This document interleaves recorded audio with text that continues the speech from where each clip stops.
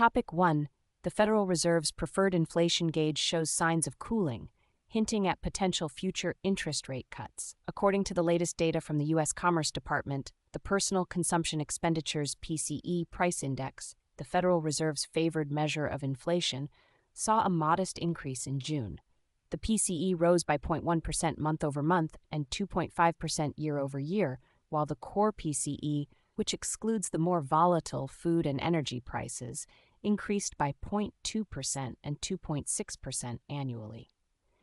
Inflation has been easing since hitting a 40-year high in mid-2022, but progress was slower in the first quarter of 2024. However, the second quarter saw an improvement in inflation indicators, leading Fed Chairman Jerome Powell to express greater confidence that inflation is consistently moving towards the 2% target. Other inflation measures, such as the Consumer Price Index (CPI), have also shown a trend of easing in recent months. The labor market is showing signs of cooling, with a slight increase in the unemployment rate to 4.1%. Despite this, the U.S. economy remains strong, with a 2.8% annual growth rate in the second quarter GDP. These data suggest that inflation is stabilizing and slowing down, providing a basis for the Fed to start cutting interest rates in the fall. Inflation has decreased to 2.5% year over year, and core inflation remained unchanged at 2.6%. This reinforces Chairman Powell's confidence that inflation is returning to the 2% target. The economic situation could also impact the presidential election this year. The Fed is almost certain to cut interest rates in mid-September, but Chairman Powell is expected to want to confirm through additional data that inflation is consistently slowing down. Topic 2. OpenAI tests new web search capabilities for ChatGPT, potentially disrupting the search engine market.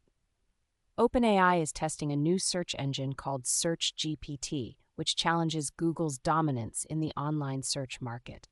The search engine uses conversational AI to generate results and will initially start with a small group of users and publishers. SearchGPT responds to searches in a conversational manner and provides clear links to relevant sources for up-to-date information. OpenAI plans to integrate SearchGPT with ChatGPT and is offering options for how content appears in results through partnerships with publishers. However, some news organizations are taking legal action against OpenAI for copyright infringement. OpenAI argues that their use of copyrighted data is not illegal and that their service falls under the principle of fair use. Google recently launched an AI-powered search feature called AI Overviews, which has been criticized for taking traffic and advertising revenue from publishers.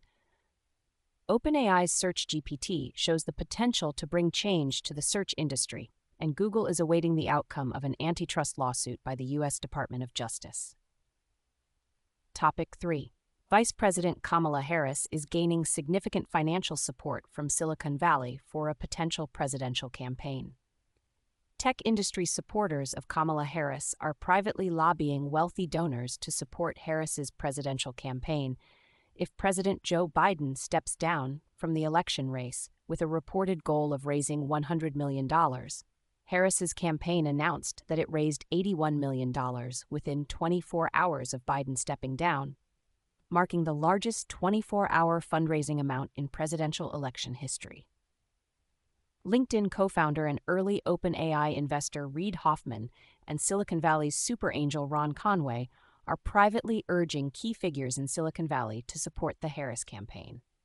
Harris has not been clear on her stance on tech regulation, but she mentioned that the Biden administration would not ban TikTok, although President Biden later signed a national security package that included a TikTok ban provision to be implemented after the 2024 election.